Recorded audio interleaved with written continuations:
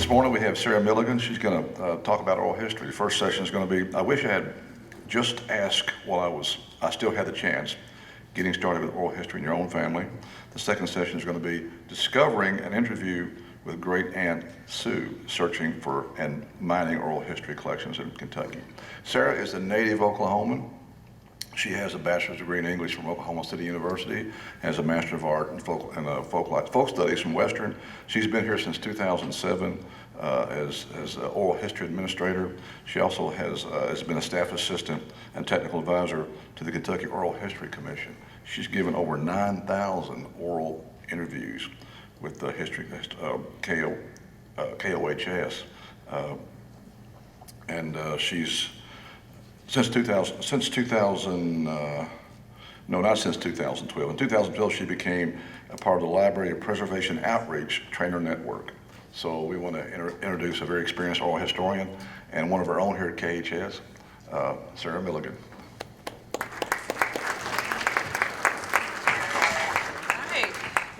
Well, good morning. I do want to clarify, I have not conducted 9,000 interviews. I would need to be a little bit older to have accomplished that. But we do have 9,000 interviews in the collection here at the Kentucky Historical Society that we care for. So that's where that number comes in, and it's a pretty big number. It's one of the largest oral history collections out there at a single institution in the country, actually. So just to get back to you, I wish I had just asked while I still had the chance. That's one of the number one things that I hear when people call and talk to me about interviews. It's just one of those things that every day that someone finds out what I do for a living, I really wish I would have interviewed my dad. I really wish I would have interviewed my grandparents, and now I don't have the chance to. So hopefully today's session will inspire you all to look around and see who you still have the chance to talk to and actually go out and record an interview with them, and either save it for your family or save it for the contextual history of this state.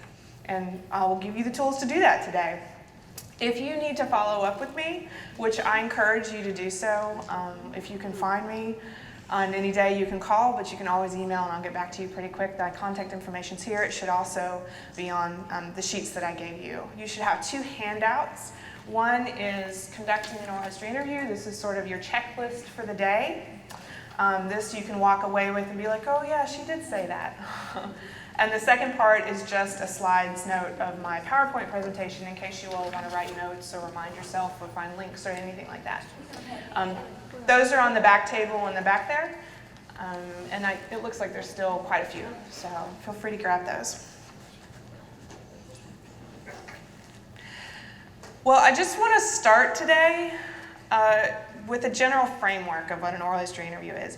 You all are going to really get comfortable with this when you do it. You're not going to walk out of here and be like, wow, I can just sit down and everything's going to be breezy. You got to actually do it and find your own groove and all that kind of stuff. What I'm going to give you is the framework and the rules of engagement for an oral history interview.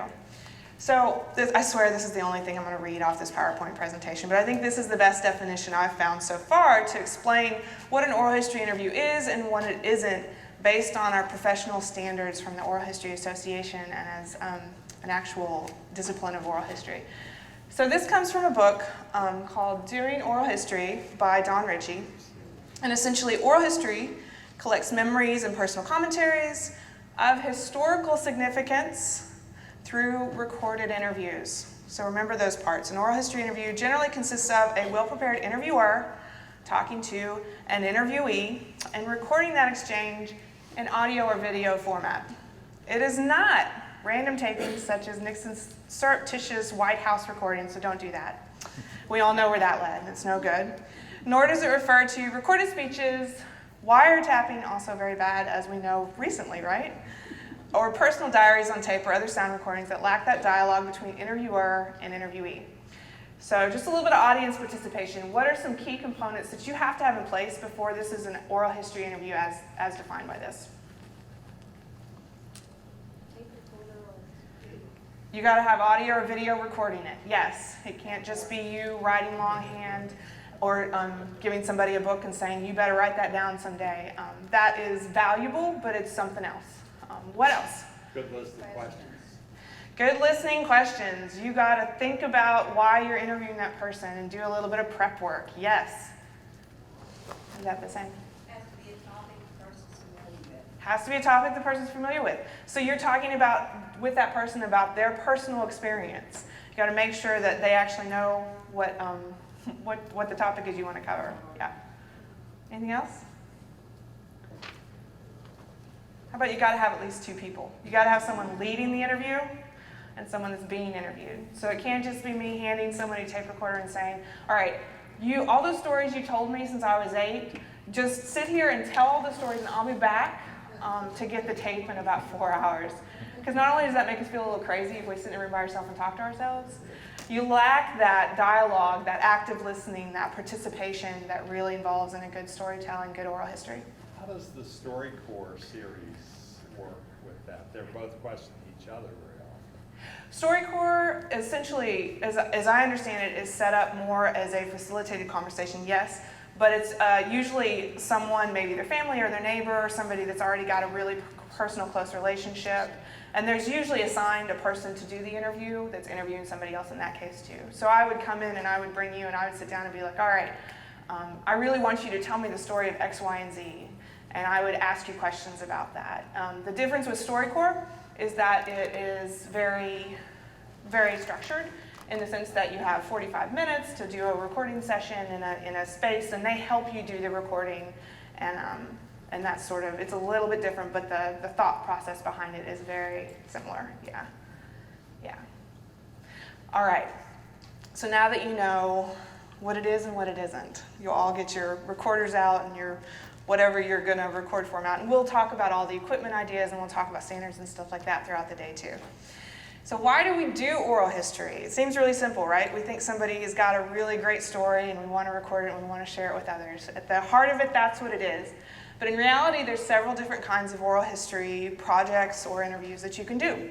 So you all have to decide for yourself. And I know today we're going to be focusing specifically on family oral histories, but just for your own reference, I know some of you have come thinking about this in larger scopes, and maybe after today you'll be thinking about it in a larger scope as well. So I just want to run down these and talk a little bit about the difference. So for example, community history.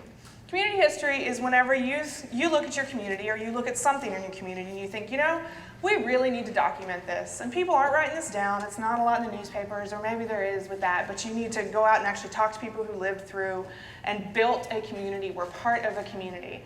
A really great example that I like to share is a project here from Frankfurt called Community Memories. It's a glimpse of African American life in Frankfurt, Kentucky. Has anyone ever read this book? Anyone ever know it existed, but maybe not read it? Good, at least there's a few hands that have seen it. I think this is a really fun example because they did a huge photo sharing activity as well. They collected images from within the community, and then they went out and interviewed people in the community, and they took clips from those interviews and put it with the photos and created this great book. So it's not that everything has to end up like this, it's just a good example. And we have the interviews, we have the full interviews here at KHS where you can access online, you can read the transcripts, you can listen to them, or you can go through and see the edited version in the book. But they specifically said we're only interviewing people about African American life in Franklin County and basically focused on a specific time frame. So that's a community oral history. It's a very kind of close-knit scope. Topical history, you're really looking at something that is topic. For example, we did a really large civil rights movement in Kentucky oral history project over about a 5-year period. In 1999 to about 2003, 2004 is when we wrapped that up. And we sent people all over the state to talk to people specific time period, 1930s to 1970s, about their experience with the African American civil rights movement in Kentucky. And we targeted those interviews. It was very specific. It was also very tight in scope. Those interviews are also available through a database. We've had a book published through some folks at the University of Louisville. We have an online, a lot of this stuff is online. So it's one of those things we very targeted, decided this is the project, this is what we're doing, this is why we're doing it. Different than family history. Life history, I know we think that every interview we do is a life history, but in reality, if you're going to set out to do an actual full life history with somebody, you better schedule a lot of time. Because if you're talking to somebody and saying, I was born, and then you want to end with, and yesterday I had for lunch, right? You'd better schedule more than an hour and a half to do it. For example, this is an interview, a life history I did with a woman named Lillian Press who lives here in Kentucky, who's done tons of stuff. If you don't know who she is, look her up. But this is just an example. You can see the minute descriptions. You can see how long each interview we did and how many times we did them. So I knew that over the course of the year, I was going to have to focus a lot of time to do it well. Excuse me. Yes. When you said location, that's where you did the interview, or is that where the event took place? That's where I did the interview. Yeah, this is just our back-end catalog record. So those are the different kinds. Before you go into one, you kind of want to at least know what to expect and what be able to build in from that. So family history, which is what we're going to be focusing on, is when you, as you can imagine, think about your family and who you need to interview within that. You may ask your siblings, you may ask your cousins, and you may all get around and make a list and prioritize and all that good stuff. But it really is focused on your specific family. This is my family. This is my mom's family. That's my grandmother, my mom's mom over there, Lorraine. This is my grandpa Otto and one of his friends, and this is my mom and her parents. Obviously, these pictures weren't taken yesterday. But this is from an interview that I went home and I did with my mom in probably 2006. And I wanted to play a couple of clips from you out of just some of the information that I got. I will tell you that I went home because she asked me to come interview my dad. And when I too have to sometimes be dragged kicking and screaming to do what I know needs to be done. But while I was there, I went ahead and talked to my mom, who always tells me, I don't have any stories, I can't remember anything that happened 10 years ago. I can't remember things that happened 2 days ago. How am I supposed to tell you stories from when I was a kid? And just roll with that, everybody says that, and then sit down and everyone's always surprised. But here's something that I was surprised by, and this is just sort of the power of actually sitting down and formalizing how you're going to interview somebody and formalizing the questions and being intentional. This is something that I found out during the course of that interview. And somewhere in there, my mother had a first marriage, and I know nothing about it, What? except I didn't know about it till I was 20, and one of her very best friends said something to me about your mom's first marriage, and I looked to her like I'd probably been hit with a bat. I didn't know anything about it. And so I worked up nerve enough to ask my mom, and she said, well, we told you, and I knew you were too young at the time, but your daddy, O-T-T-O, Henry, wanted you to know, and so we told you. And I said, well, you were right, I was too young.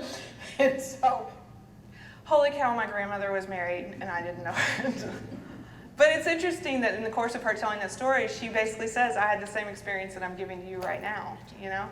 I didn't know until I was in my 20s that my mother had been married before she married my father. So that was an interesting piece of family history that it was probably written down somewhere. I'm not even 100% sure about that. It's not something that anyone wanted to talk about. They all just kind of dismissed it, but isn't that interesting? You can hear my niece, she was 2 at the time, right? I kind of like having her in the background. So I'll play one more from this just as another example of something that I got out of that interview. the story I hear from my mom and from a few relatives, we have a very small family, so I don't have a lot of relatives to consult with, is that Bertha moved to Colgate with her dad, who was an engineer, and working, I'm guessing, in the mines, because Cole County was a big coal mining site, and they had lots of coal mines around the county. And then she married Fred Cook, and they had my mom, but then when Bertha's parents moved away, they divorced and she moved with them, and she left the child. Okay, see, that's just one of those things. I just kind of asked, I said, tell me about your mom's parents. And at that point, she's like, we don't know. We don't know much about them. This is what we know. And so from there, she gave me names. She gave me all the people that she knew. And yes, you can write that down, but it was really helpful because now I can go back and piece that together. But there's also stories, there's details included in that are more than just the names, the dates, and the question marks, right? So I love this. I can't wait to share this with my niece when she's much older. So once you've figured out why you're doing an interview and you kind of think about if it's just you doing it, are you doing it with a team of people, how are you going to schedule, who you're going to prioritize, you need to really start thinking about that list of who you're going to interview. You know, or like I said earlier, are you going to prioritize by age and health? Are you going to prioritize by who's got the best stories? Are you going to prioritize by who's going to be the easiest to interview for your first time? That's always a good one. But you need to make a plan. And a part of this plan is, why are you doing this interview? Are you doing it specifically for your family to keep, and it's really only going to be relevant to your family history? Or does it have some greater impact for the community or history in Kentucky? And should you partner with an archive? Do you want this interview to be made public years down the road for other people to find, for your relatives to find, for other researchers who are looking at the context of cultural history in Kentucky? So that's something you have to think about before you start the interview process. And I'll tell you, we have interviews with people about their families, and it always branches out into the community life. It gives details and context for how it was to live in a specific time at a specific by a specific person. Usually you talk about those occupations, you talk about foodways, you talk about all the really cool stuff. So if you're going to do that, think about it beforehand and talk to somebody like the Kentucky Historical Society, and we will get you started on what you need to be able to deposit those interviews here. So I'm not saying you have to, I'm just telling you, you need to think about it early. Then you need to do a little bit of basic research. You all need to decide what it is we want to talk to this person about. That seems pretty easy. And the thing that most people say is, Sarah, do you have a list of questions that I can just use to ask? And I hate lists of questions. I hate them. So my answer to you, because I know you're all thinking that, my answer to you is, forget the list of questions. Just have some topics you know you want to cover. You know, 3 to 5 things you think that you want to talk about during the course of that interview. Put that on a notepad, take it in with you, and then you'll have a better free-form conversation. You'll know if you talk about those, but you don't have to talk about them in a specific format. I have an example of a project that I work with Eastern Kentucky University on every year, and their students are interviewing people who have self-defined or externally defined life with a disability. And so they have this sort of general list of questions that they're given, and the professor always says, no, it's just general guidelines. They're not supposed to actually, you're just supposed to use those to help them think of stuff. Let me play some examples for you. What is your name? My name is Lindsay Ismer, How old are you? 22, Where do you live now? Richmond, Kentucky. Do you consider yourself disabled?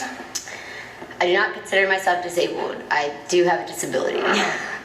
What kind of condition do you have that limits your participation in society? I have ADHD. All right, so you can hear, it's a survey, right? Question answer. And you can tell she's got this in front of her, and you can just picture it. So out of just listening to that, what would be some follow-up questions that you think she should have stopped and asked? Yeah. Open-ended questions. An open-ended question, yes. Do you have an example of something that you would have maybe asked differently? I know that played pretty quickly, but. How do you feel about disability? How do you feel about your disability? I think that's a good one. When she said, I don't consider myself disabled, I would be like, why? I was going to say, even rewording the questions that she used, tell me about how your disability affects your life. Right, even just Instead of, stopping to say, tell me about this. Yes, exactly. Even as simple as what brought you to Lexington. What brought you to Lexington? Yeah, find out about that person. Exactly.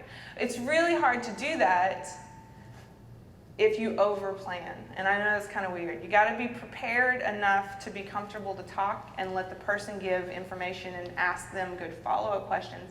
But if you're overprepared, sometimes you feel like you've got to get down that list. You feel like you've got to ask all those questions because you've planned it out. You know this is the information you need. But that's not how people have conversations. That's not how people talk. They will give you information. It may not be chronological. It may not be in the way that you follow the story perfectly, but the information is still going to be there. It's your job to help that person frame their story. It's your job to help them see what details they need to maybe fill in, and it's your job to make them comfortable while they're doing it. So here, yeah. I know about this. I'd like to know, who told you you had this? And how do you define it for yourself? Who told you you have what? Oh, I mean, there's a lot of different opinions about that. sure. So in the course of that interview, it might be nice to say, who diagnosed you? Why do you think that? Yeah, Right? why- Who's telling you that? How Yeah. does it affect you? Exactly. So here's an example from later on in the interview when she ran out of questions. in preschool, and they were going to actually hold me back in preschool because they didn't think that I was mature enough to go to kindergarten. How did that make you feel? Well, actually, when I was young, I just didn't even think about it because I was, young. But I guess looking back, I don't know. Being on a leash and getting conduct reports, I mean- feel different from the other kids or anything? I always felt singled out, and actually, I didn't even think about that. Yeah, I always felt singled out, and I always actually complained that I was singled out to my teachers and stuff. But I was always biting, and I just acted on. I mean, I was a troublemaker. I was just a horrible kid. Obviously, she's working some things out, but we kind of get to that point of, I love the fact when she actually stops and says, how did that make you feel? And you can tell she's really just wants to know. And the other part, when she brings back, she says, obviously they talked about this before, well, you said earlier, how did that impact you? That to me, when the survey questions ran out, when her script ran out, is when it got good. So my thing is, don't even start with the script. Have some ideas what you want to talk about with that person. For example, if I was interviewing my mom, I knew I wanted to talk about her parents and how they met and their life together. So I would kind of write that down. I wanted to talk about her childhood and see sort of what her hobbies were and if she had any good memories of where she lived as a kid. And I wanted to talk to her about her life before she married my dad. So I knew those were the three things I wanted to cover, and hopefully I would get some good stuff out of that. And as she told me stories for those three different topics as they came up, I could listen to what she was saying, I could ask good follow-up questions, I could ask the who, the why, the how did you make you feel, the what did that feel like, what did that smell like, what did that look like. I could ask those questions that really helped fill in the stories and helped with the details, but I didn't have to have it written down beforehand. So that's my little soapbox about that, but hopefully you'll find some good tips out of it. The next thing before you actually get started in an interview, you got to think about what sort of recording equipment you're going to use, obviously. Are you going to use audio or are you going to use video? And I will, towards the end of this, actually give you some examples of different audio and video and the pros and the cons and all that. But you do have to decide beforehand and you have to get comfortable with it. So just percolate that a little bit, be thinking about what you have at your resources, and then I'll tell you some things you probably don't know you have as quick resources towards the end of this.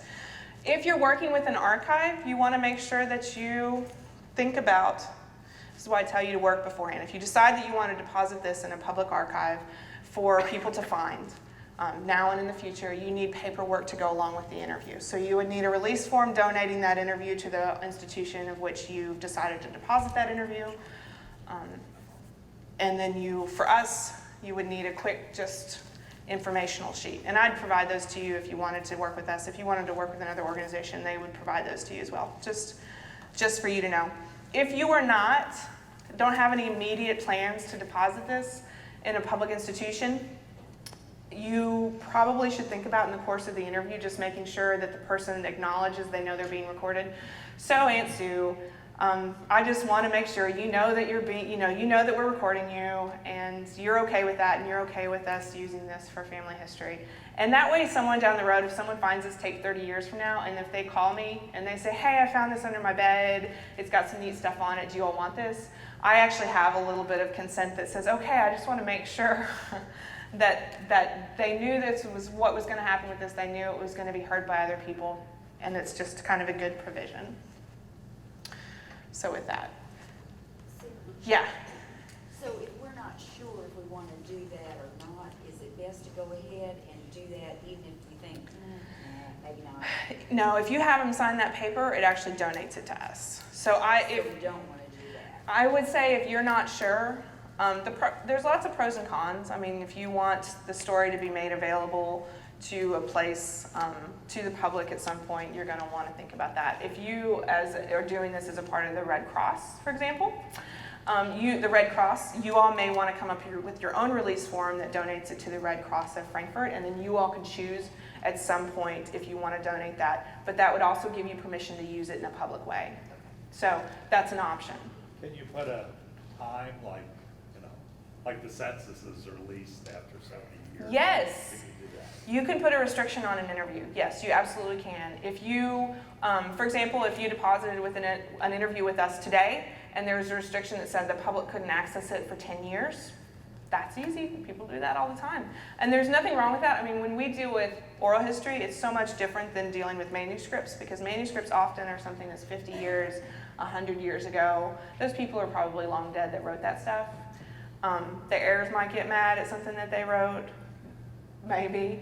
But when you're talking about oral history, that is very personal. It is people who are still alive that are still have emotions tied to this. It's family, it's very close, it's very immediate. It's a very common thing if you're worried or if there's discomfort. Yep. And we'll talk a little bit about that too. So getting into the interview, getting into the actual thing, there's a couple of things that you need to think about as you sit down. Once again, just the framework.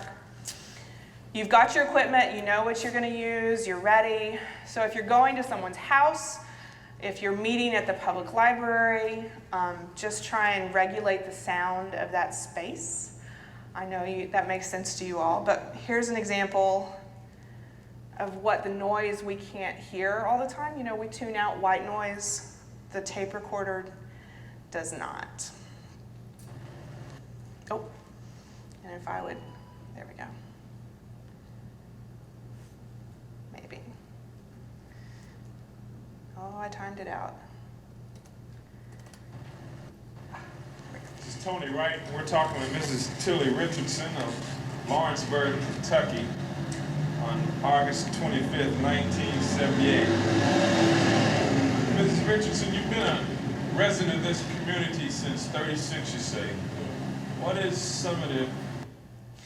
Anyone want to guess what that is? Truck. Yeah.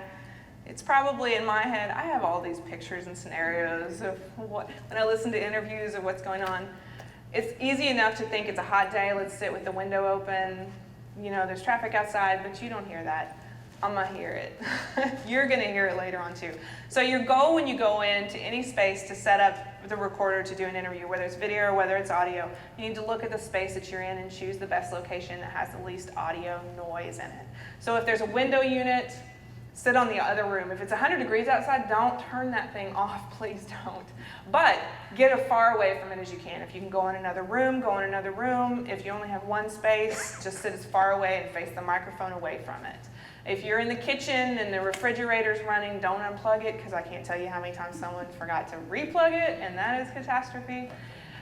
But you might face the microphone away from it, or you might sit on the opposite end of the room.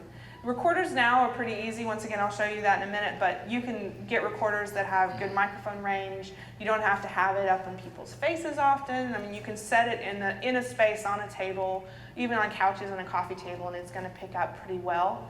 So you have a lot of freedom. But with that, if there's clocks, if there's telephones, if there's all that, just think about that before you start. Stop, just listen. I would hear squeaky carts, I would hear you know, the hum of AV, and if the AC was on, I could hear it. And just try and sit in a place that's going to be the least noise. I thought you were going to get to something that's, my parents are 94 and 92. Uh-huh. My dad's a curmudgeon. Yeah. I would love to sit down and ask him stuff, but he'd wiggle. I mean, he's wiggled out of it. How do you get around curmudgeons? Okay, so He's 94. There's not a whole lot of time. So the issue is if somebody's a wiggler and they thump their hand on the table or they make a lot of noise. No. Oh. Getting them to talk in the first place. Oh, getting them to talk in the first place. So Getting them to talk in the first So the thing is, whenever, I mean, here's the thing, there's only so much you can do. I really don't encourage, and a lot of people, especially when I talk to family history, a lot of people say, you know, they wouldn't do it, so I hid the tape recorder and we got it. Don't tell me that. Do whatever you all decide to do, that's your own drama, don't tell me that.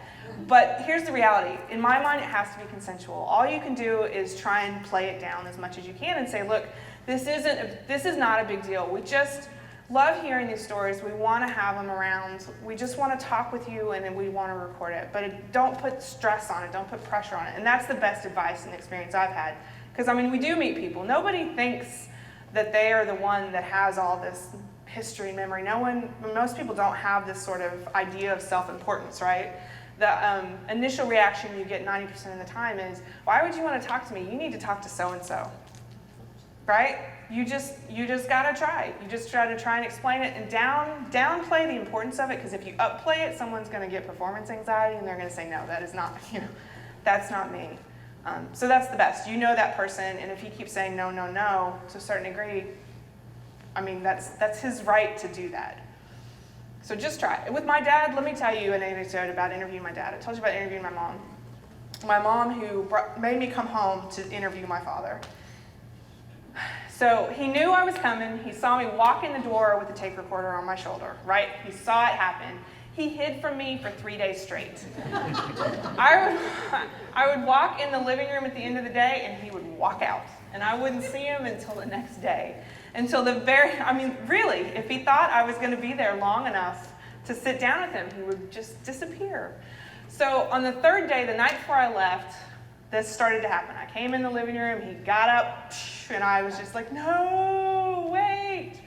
So I kind of had him sit down, and because he knew it was coming, he'd said it, he kind of reluctantly said, I think my mom probably elbowed him into it a little bit.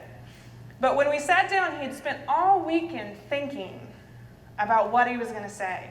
All weekend thinking about what he was going to say. So the interview was more like this. So Dad, tell me a little bit about you growing up. Well, I was born in Poto. And he didn't stop with that sentence until 45 minutes later, because he had built this narrative of what he thought I wanted to know without us ever having an opportunity to have a relaxed exchange. So a little bit, I made the mistake of letting him build it up and not just dragging him in the first day and saying, let's just get this over with, I just want to talk to you. And maybe bringing in one of the grandkids to make it a little bit diffused. I mean, there's certain things that you can do to make it a little bit more natural or a little bit less like, I'm forcing you to do this. I still have to go back and interview him again, because there were so many things. I would stop and I'd be like, but what did tell me about? And he would just, and to a certain degree, I made the decision he needed to get that out of his system. So every person's different. You just gotta figure out what you know about them and find the best way. I teach at Western Kentucky University in the School of Teacher I Education. can't. She teaches at the School of Western Kentucky University, the School of Education. And an oral history project is one of the requirements in my class. It's, Great. Materials and methods for teaching elementary social studies. Yes. And one of the most difficult parts of their assignment is to make the interviewee feel comfortable. Yep.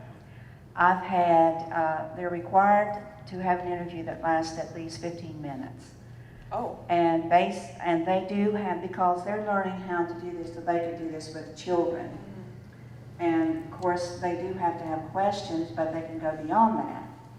I get 5-minute interviews. Where did you live? I lived in Bowling Green. And another student would come to me and say, well, my grandmother just does not feel comfortable doing this. I said, what did you say to her? And she said, well, I told her that I had to do it. It was a course requirement. Yeah. And so most grandparents are very, wanting to help their grandchildren. So they agreed to do this interview. And I said, well, did you say anything about, you have such wonderful stories, and I would love to hear all of them. And so forth, but I don't know, it seems like with very elderly, and I'm talking about not us, but people much older than us have a real problem with being recorded. Yeah. Now, being videotaped is a different story. I had one grandmother who went out and had her hair done. She had a facial, bought a new dress and everything. She was ready. And I told my students, I said, that's the most important part of getting started with the oral history project. I said, make them feel comfortable by talking about, well, what were some things you did in your earlier life when you were younger? I would love to know more about that. So oral history, that's a big part, is that you want to find a connection with the person, you want to feel comfortable. You don't want to just sit down and say, hi, my name's Sarah, record, right? You do want to take some time to get some coffee, do whatever. Whenever you call a person to schedule an interview, whether it's your immediate family member or a total stranger, you want to give them an expectation. This is kind of what I want to talk to you about. This is why. Don't make it sound like I have to do it, because then it sounds like you don't care. I would suggest 15 minutes. Gosh, 15 minutes is the intro to an oral history. That you can't even really experience anything that way. So I would definitely push outside of that. But yeah, it is. I mean, and some people react better to I've been listening to you my whole life, I think this is really interesting, and I just want to record it all. But I would say you're going to know the people that you're interviewing best and know kind of how to get to them. But don't play it up. What do you do about, you know there's something really difficult in your family, Yep. and you've heard about it, but you'd really like to hear it from the main source. Do you like start with something else and then work in? Yeah. So actually, let's move on to the next part of what the framework of the interview is. And I think she's asking about what do you do if you want to interview somebody about something that's really difficult in your family. She said, do you jump right into it or do you start somewhere else? So let's actually talk about how you start an interview. So once you set up the space and you know what the recording, the audio, and that you can kind of set it and forget about it. Hopefully you're comfortable enough with your equipment to do that. So the very first thing I need you to do when you turn on that recorder is I need you to give me an introduction. I need you to tell me who's in the room, what the interview is for, what the date is, where you're at. And that is for you, because later on down the road, the label is going to peel off your tape. You're going to have a digital file labeled MZ001 or whatever your computer labels it. And if you don't know what that is, the very first thing when you push play, you should be able to hear that tagline. Number two, it lets the person know you're actually recording. And I know one of the things that you all have already brought up is it makes people really nervous that they're being recorded, right? I still need you to let them know that the record button's been pushed. Your challenge then is to get them to forget about it. And there are ways you can do that. Equipment today is built in a sense that you can set it far enough away that the person can forget it. You know, it doesn't have to be right up in their space. It doesn't have to be in their physical presence. So after a little bit of talking, you can kind of forget about it. I also encourage, when you start an interview, start with really easy questions. Let them know that this interview is about them, it's about what they want to tell, and it's about their memories, right? Ask a question that's something like, well, let's just start. Tell me a little bit about yourself.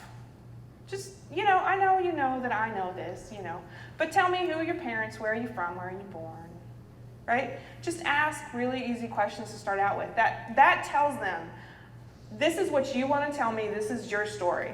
This is not Katie Couric interviewing Sarah Palin in a Gotcha News interview, right? I'm not asking you stuff that you don't know. And we'll get to you may not want to tell here in a second.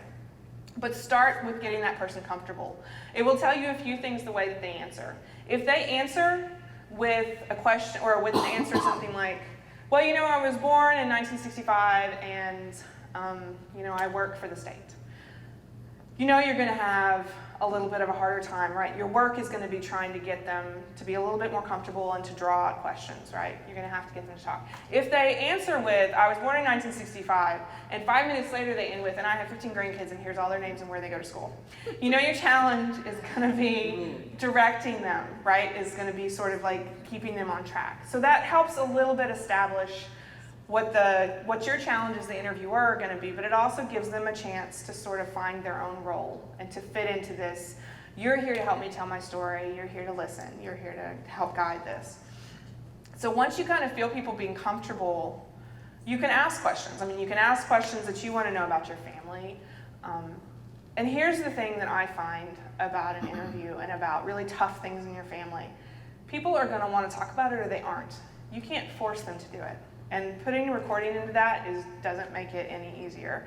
If I'm going to talk to somebody about a tough subject, for example, if I'm interviewing somebody in a military interview and I know part of their military personal story is battling with PTSD, for example, that's a really tough thing for some people to talk about.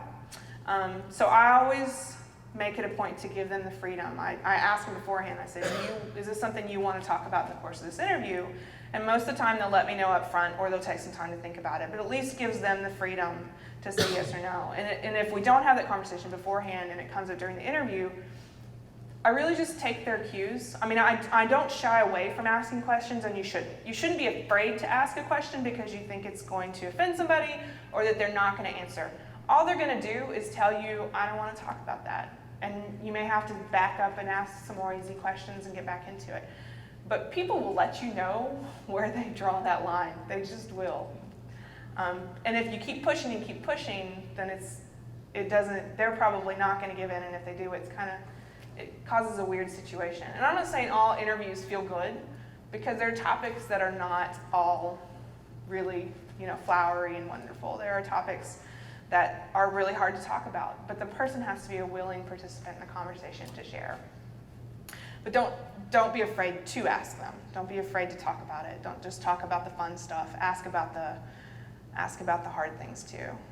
Ask about that. So once you've started that conversation, though, the things you want to think about in the course of this interview, when you're formulating questions, this already came up, open-ended questions, make sure that the questions you ask are formatted in a way that encourages that person to tell something that's longer than one word, right?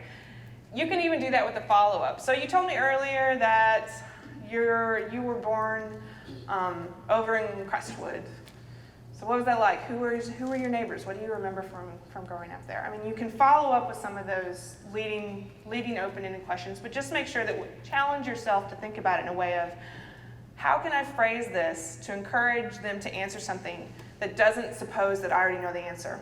And with family, that's the hardest, because I guarantee you know, well, I know that your sister is so-and-so, and you all did this, and blah. Your question should be phrased in, tell me about growing up with your sister. Tell me who your sister is. I mean, don't assume too much level of familiarity, because if I would have assumed that I knew everything about my grandmother, I wouldn't have asked the question that said, tell me about Grandma Salmon and her relationship. Tell me about before she married Otto. If I would have just assumed that I knew that, I wouldn't have found out she was married before. I wouldn't have found out how that happened, right? So you just don't assume, and you ask questions that encourage them to answer it in a way that's really open. I found out way more than that. Those are the sort of fun clips.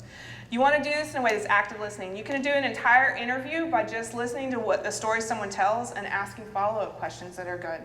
If someone tells you, if you ask me today what I did today, and I said, well, I woke up, I had breakfast, I gave a workshop. Pretty sure I've done more than that, right? So you can hear the holes in that story, and it's your job as the interviewer to help ask to fill those in. Well, okay, so what did you do to get ready for the workshop? What did you do? Was there a lot of prep? Did you have to put on microphones? I mean, I don't know. So there's things that you can listen, and what you're hearing them not say are the things that you should think about how to ask that and how to get that information. I like to think of it in a way, for me, I can follow along with the story someone's telling me, and I have this picture in my head of someone saying, yeah, it was a parade on Main Street. Kentucky State University does it every year, and it's been going on forever, and we go down Main Street, and it's a lot of fun. So I'm like, okay, I picture a parade, and I picture Main Street. What I can't see in that is what the floats look like. I can't see how many people were there. I can't see when it was, right? So I would ask those questions. What did the floats look like? Who made those floats? How did they proceed? Who all was involved? Were there a lot of people there? How many people were there? So think about those things, and that's where you can get some of that really rich descriptive material, is by just trying to picture it yourself and help ask them questions to help fill in those details. You can also find out a lot of information by just shutting up sometimes, right? It's not a radio interview. You don't have to be afraid of that dead silence. It's okay. You can take a second to collect your thoughts in between interviews. You can also take some time to let them think about if there's anything else they want to add. Sometimes it just adds, it's a good teacher trick. I know we have at least one teacher. Any other teachers in here? Oh yeah, you all know this. You ask something, you post something out there, and you're going to wait until someone answers it, right? Uncomfortable silence. Sometimes you can use that with this. Sometimes that person will think a little bit, and they'll be the one to break it. And that's okay to break that silence, and that's okay. Utilize that. We were talking about people and how we can't predict how they're going to answer things or how they're going to react and how they feel about the questions that we asked. I have an example I want to play for you, and you all can think about this and how it relates to what you're deciding to do. Had experience as a public health nurse with the Public Health Department in Wayne County. Ms. Duncan, where are you from? From Originally, that is. South Bend, Indiana, but I was born in the country, not in the city of South Bend, but South Bend was our county seat. It was St. Joseph County, Indiana. Can you remember some things about your childhood? What on earth do you want such personal things like that? Just to get some idea of the type of life that people had back in the country. Yeah, you never know what people are going to say. You just don't. All right. I'm going to go over this pretty quickly, and you all can feel free during lunch to ask me specific questions about your equipment or about what you've got or what you should get. But here's the thing. So we talked about this. You have video and you have audio, and there's other different kinds of audio too. I just want to share with you sort of the difference in quality of how you choose what you're going to do. So if you're doing this for your personal history, you still want to try and get the best recording you can. You want to get the file format that's going to have the longest bet of still being viable in 10 years, hopefully 20 years. So here's some different types of equipment. You have to decide between audio and video. So if you're going to do video, it's great if you get Mama to get all nice and that's like a day to go to the spa. And I hardly ever have the experience where someone gets excited about video though. Most of the time people are just more nervous about it. It's just like they don't necessarily want to feel like that they're being watched. Now, if you have a person that has the personality where they're like, yeah, put me on camera, then I say take advantage of it. But what you have to think about with that is you have to know enough about audio to go with video. You have to know about video to understand framing. You have to understand about lighting to get good things. You also have to think about what your equipment is, how it's being recorded. Is it on tape? Is it on, if it's your cell phone or your smart camera or whatever, just know that that's a pretty compressed version that's going to be a little grainy in some places. The file format may not be compatible years down the road, but if that's what you've got and that's what you want to do, it's better than nothing. Let me show you the difference between video that is just point and shoot versus a good quality audio file and some pictures. So for example, I'm just going to do these real quick. This is 2 veterans interviews that are both in Kentucky, and they're the part of the Library of Congress Veterans History Project. Here's a video. We are interviewing Mr. Marcus Fields Boyd of 218 Surfwood Drive, Florence, Kentucky 41042. Thanks again, Mr. Boyd. We really appreciate your time. If I could ask up front, what brought you into the military? Excuse me?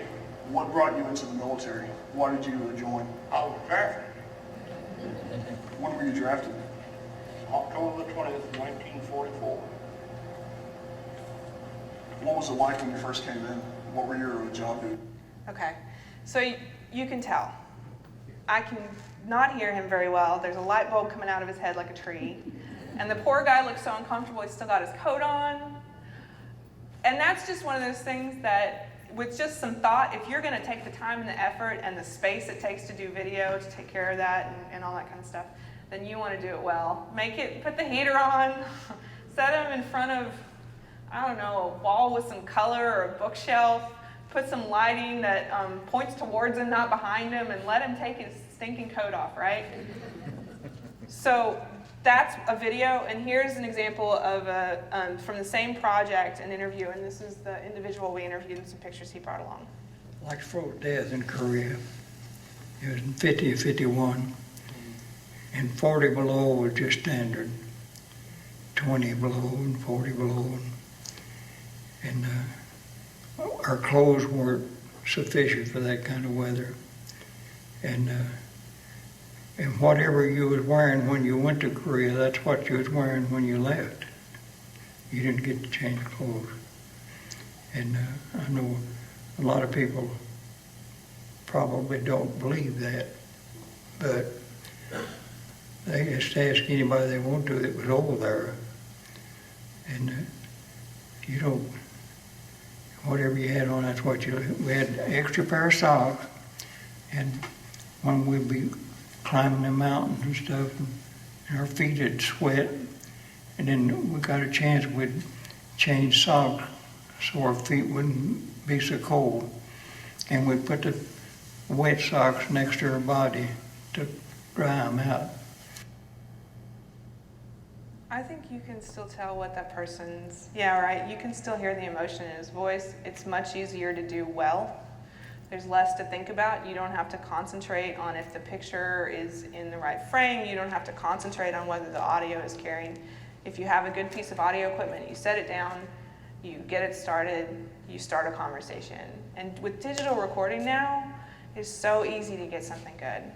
And take a picture of that person. If it's your family, hopefully you've got more than one picture anyway.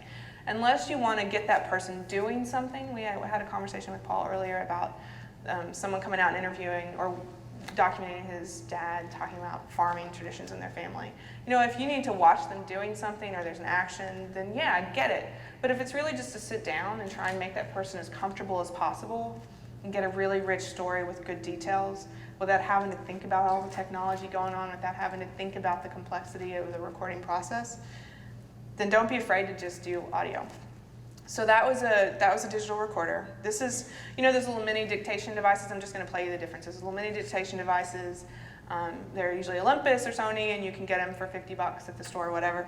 So those usually don't play in what we call uncompressed format. So it's the difference between, if you all do digital cameras, JPEG is a compressed version of a picture, and like a TIFF or a bitmap would be an uncompressed. And it's the difference between blowing it up on a wall or being able to show it on just a 4:6 picture, right? So same with audio. If you do a compressed version, which is an MP3, it's going to have a little bit more noise to it.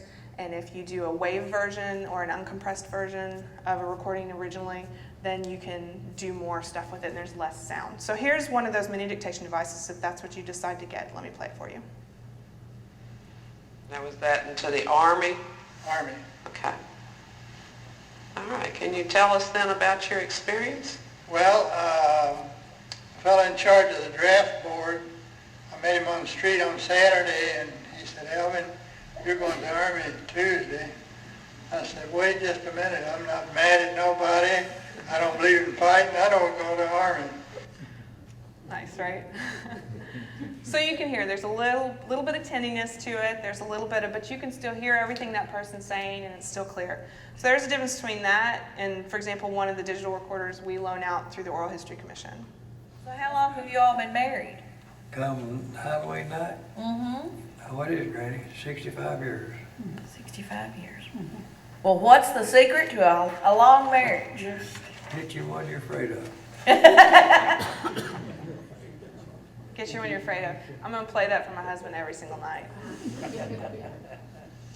So, but you can hear the difference, right? It's the difference in quality of the recording and the equipment. And that's one thing that you all can think about. We do have equipment that we loan out here at the Historical Society through the Kentucky Oral History Commission. If you want to do something and it does go to a public repository, you can request to borrow that equipment for a certain amount of time. So just know that's on the table. A lot of community projects do that, and a lot of small projects do that as well, and I'll help facilitate that. So there's that, and then there's our trusty tape cassette recorder. Let's hear what that sounds like. Oh.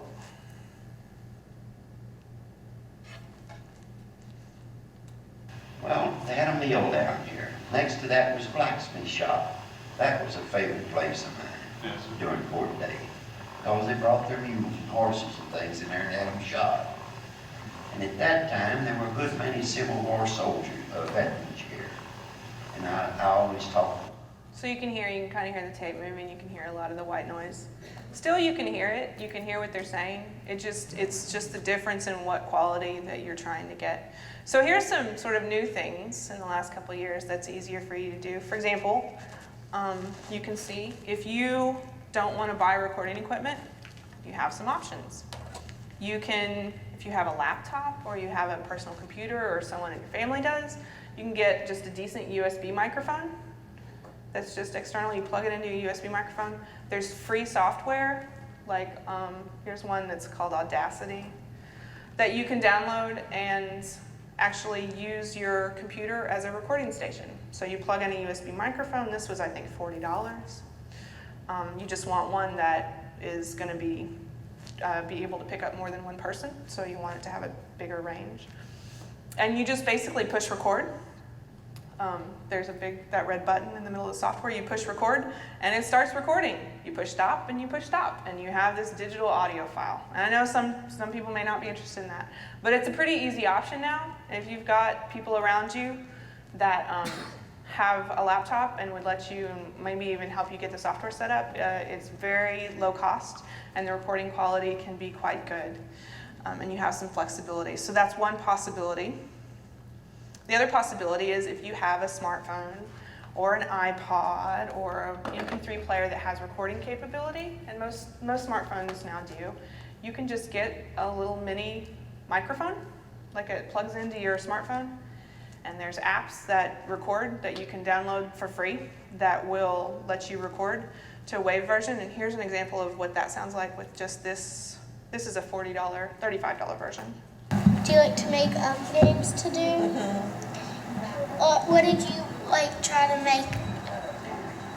I used to make board games with, get paper. Because I liked artsy craftsy stuff. So sometimes I would. So you can kind of hear. That's not bad, is it? $40 on the smartphone. That's just that easy.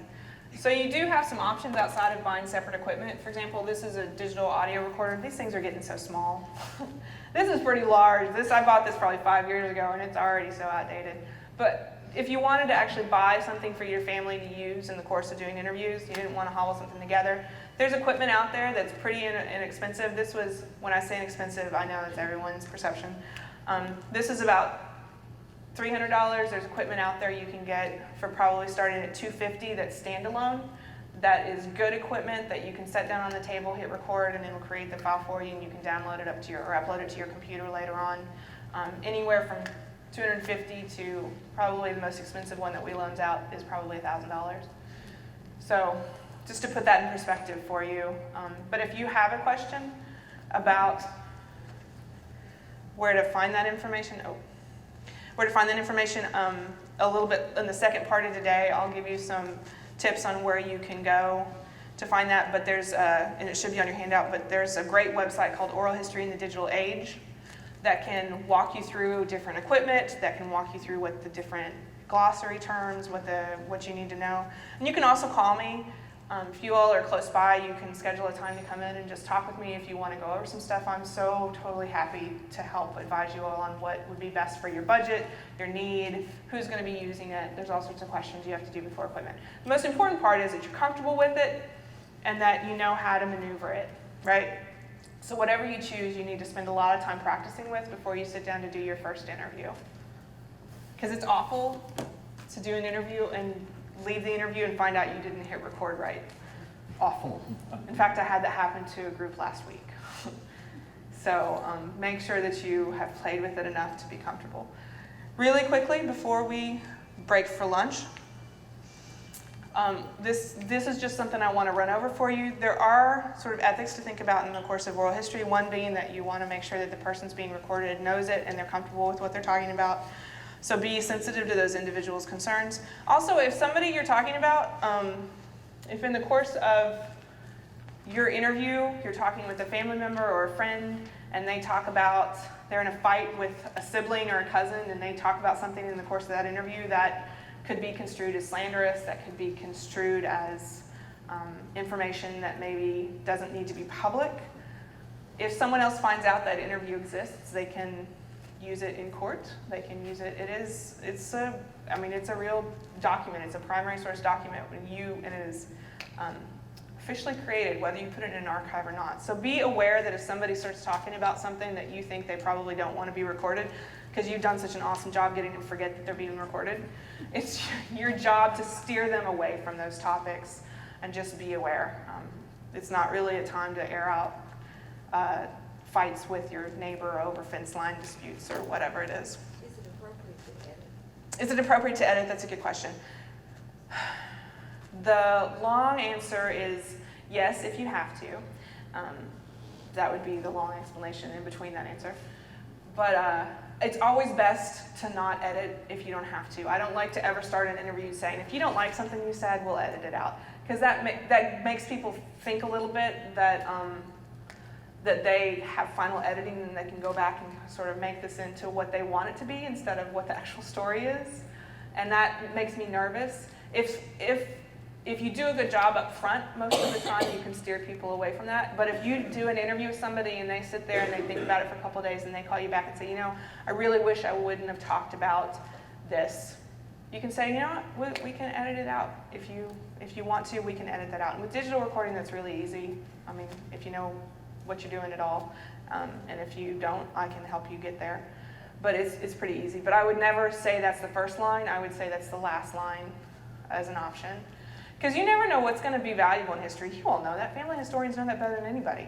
You never know what little tidbit of information is going to be useful to somebody in the future. And while we don't want to air our dirty laundry necessarily for everybody out there, we want to talk about things that are important, that are sensitive, and we want to be respectful of how that information is shared if it is shared. Your options are restrictions. So you can put restrictions on interviews for a time period or until a person's death, which usually that's accompanied with a pretty conservative time period. So if you're 80 and I interview you and you want it until your death, I may put a 20-year restriction. Or if I find out that you died at 90, I could release it then. But it's easier from a record standpoint to have a time period. Also, interviews, when you create them, they're subject to U.S. copyright laws. So who knew that? The second you push record and you start talking to somebody, both of you are joint copyright holders for that recording. It is true. Which is why we have you sign deed of gift forms, because you actually create something that's primary source and then you own it. And if you want to give it to an organization or place it in an organization where other people can access it, you have to actually, as the copyright holder, prescribe that access and that use or that donation. And release forms should be in place for the public to access that information, because we don't want to put something out there and then find out that nobody really wanted anybody but their granddaughter to hear that recording, right? So how do you keep it copyright? Like I interviewed my husband's great uncle who was at Battle of Blair Mountain and all of that. Yeah. And that primary, I wrote it for a paper. Okay. My teacher stole it. Okay. Who stole it? Oh, I'm sorry. My professor stole it and went back to Washington. He was on sabbatical. So if you do a project, you do an interview with somebody, and What should I have put at the bottom? I didn't want him to do that. So if you didn't, okay, so the question is, if you do an interview with somebody, and then, for example, somebody else takes that interview and goes somewhere else with it. So technically you still own that interview. If you never assign copyright, you may not physically have custody of it, but you're still the intellectual property holder of that. I know what he did with it. So I don't know how to tell you to get it back, but he doesn't own it, you own it. So other than that, it just is. I mean, that's a very complex subject, copyright and fair use and all of that good stuff. If you have specific questions, I can Do you help. write that on a paper? No, it's implicit. It's implicit. You don't have to file it. You can file it, but you don't have to. But doesn't mean somebody can't use it under fair use of the copyright laws as well. And that's something, if you have specific questions about, it's probably a longer discussion than we can get into today. But just know that there is an ownership that's implicit whenever you create a recording like that. And we're actually a little bit over, but if anybody has quick questions, other than you all have been really good to ask questions as we've gone on. Yeah. So if you, suppose you're interviewing and you go into partnership with the university. Yeah. Do you share copyright ownership with the university? Or does the university? So if you do an interview in partnership with the university, do you share copyright with the university, or does the university take copyright? Depends on what the release form says, and it depends on what your agreement with them is. Most often, archives and KHS is the same way. We request that you donate that item to us, copyright and all. We request that you transfer a copyright to us. And that is not because we're being grabby. That's because 50 years down the road, we're not going to be able to find you if somebody wants to publish that interview and we can't give them permission to do it. It's more of a protection down the line for permission of what we can share with the public. There are lots of instances that you as the creator can donate that item to an institution, but have a clause in there that basically says, I can use this however I want. As the creator, I can use this however I want. And that's fine. Nobody's going to tell you that that you did the interview and now you can't use it. I mean, that's not why we have that arrangement. Does that answer your, okay. We get that question a lot, but I can help with that later on too. Most of these have been dealing with a one-on-one. What about where the parents are gone, maybe a group of siblings doing a recording together? Do you do that? That's a good question. I'm sorry I didn't cover that earlier. So here's some cautionary tales and some things to think about if you choose to do that.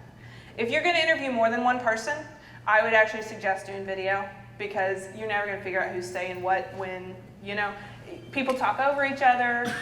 What you're trying to get at with a group interview is the dynamics and the interactions with each other. You're not necessarily trying to get somebody's individual story. So it's a little bit of a different thing. Group interviews are so tough. What I would suggest, if that's what you're trying to do, if you're trying to do a group interview because you want them to tell stories off of each other and interact, I would do that. I would do it in a video format, and then I would go back later on and do one-to-one interviews with those individual people based on the things that they said during the interview. So if Uncle George has this great story and somebody's like, hey, Uncle George, you know what that is, in the course of a group interview, write yourself a note and say, I need to go back and get that full interview. I need to get it where there's not a bunch of people interrupting, and I need to get it where I can get all the full details and ask good questions, right? So they're two different things, and you have two different goals when you're doing those sorts of things. We have plenty of interviews that are audio only where they're group interviews. Actually, we have one with twins, which is really tough. We had to send it out for transcription, and the transcriptionist wrote to me, and she's just like, oh, I don't know what you did to me, but they're identical twins. They're like Flossie and Bossy, and it's really tough. It's tough, and I know a lot of times the content is what is important, but I also think the person saying that information is just as important. Any other logistical questions? Any other? Like I said, you can find me at lunch, and the afternoon session we'll be talking about how to find all the stuff that's already been done.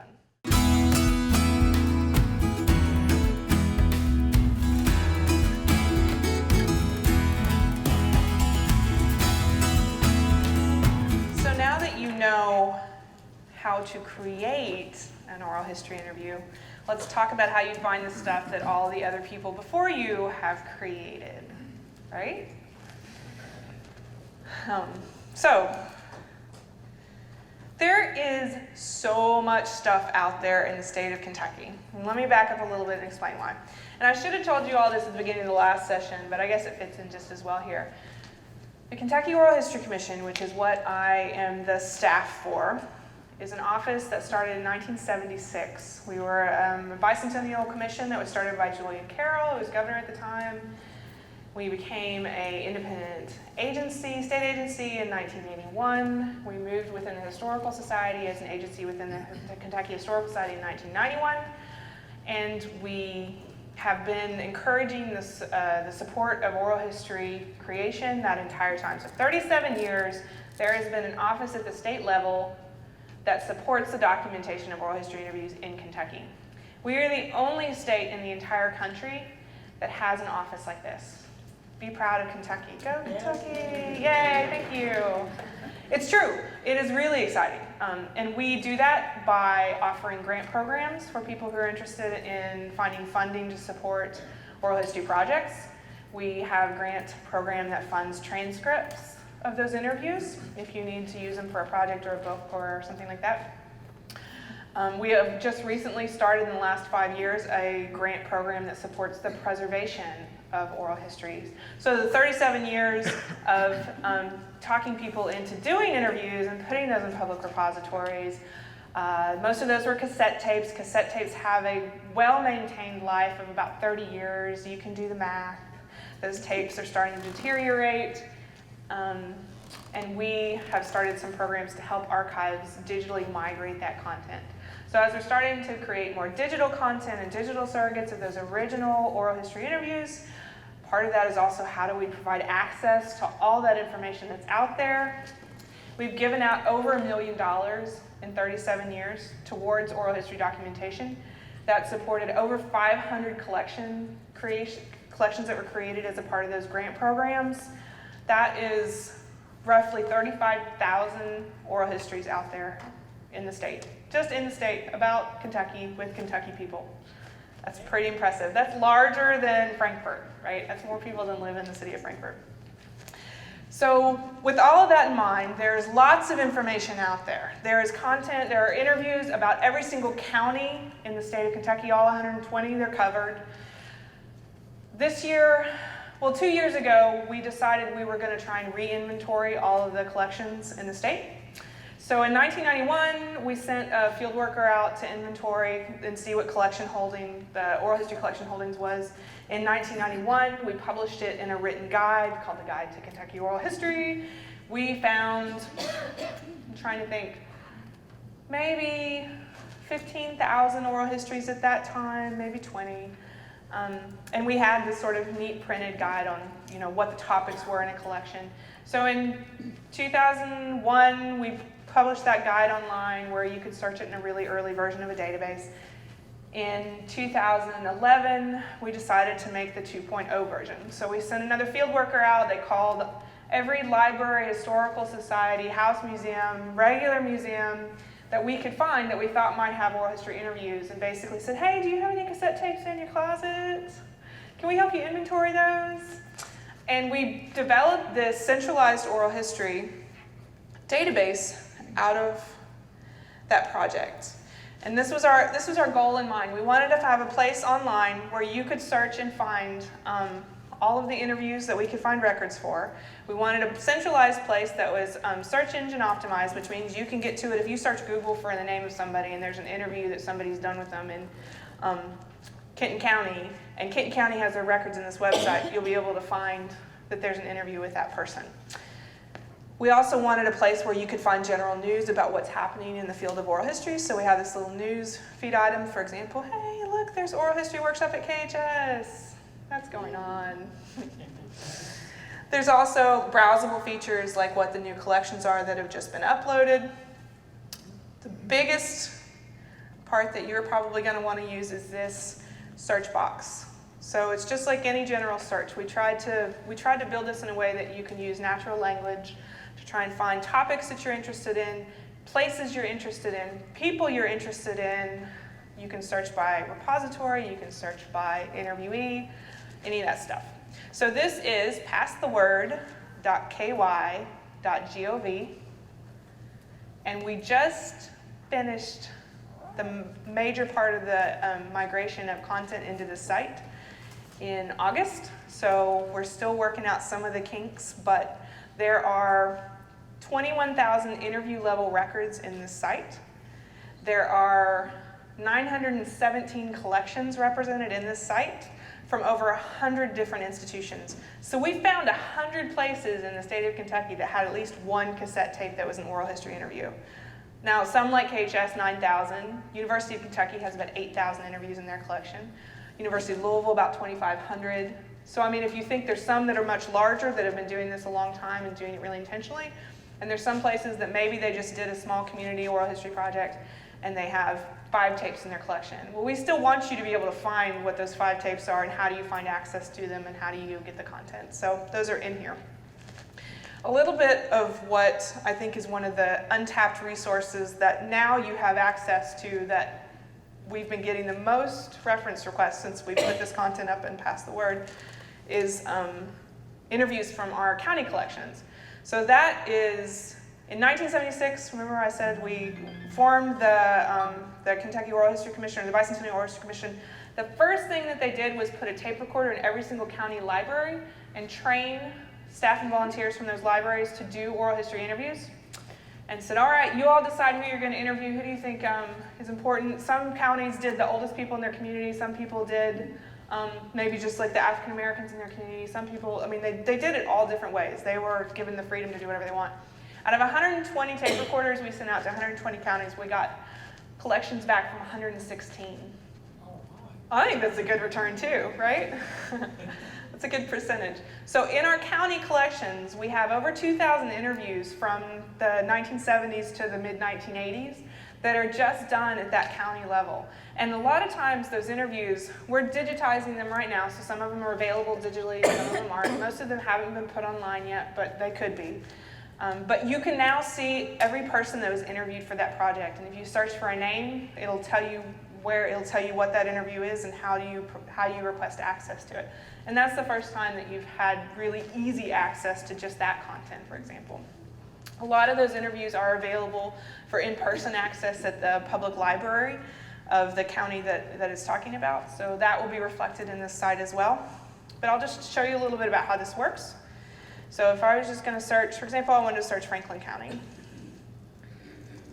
Franklin County, if I can type. One of the things it'll tell me, it'll give me a drop-down menu of things that I might, that might show up in Franklin County. Is this what you're looking for? And I'm just going to say, no, I'm just looking for Franklin County. So I hit search. We're searching. Oh, there's a lot of records. So you can see here, over on the column on the right, this is the collection, the names of the collections that come up that mention Franklin County in the descriptions. And on the left, it's all the individual records. So it could be individual interviews with people. It's just two different ways for you to browse. So if you're saying, gosh, I'm looking for Franklin County, oh, look, there's a Franklin County Oral History Project. And this will tell you this is from our original county collection. It will give you a description, right? It'll tell you a little bit about some of the things that people talk about. It'll give you a list of interviewees and interviewers.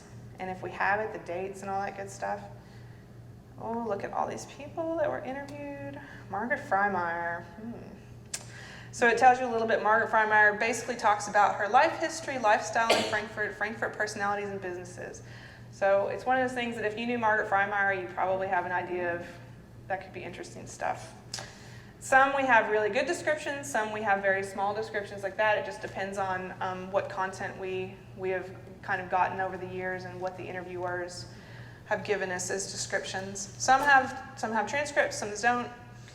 Here's the thing, so now that you see what's there, if you want to see how do I find it, you have the option to click the Get It Here. There's a Get It Here button.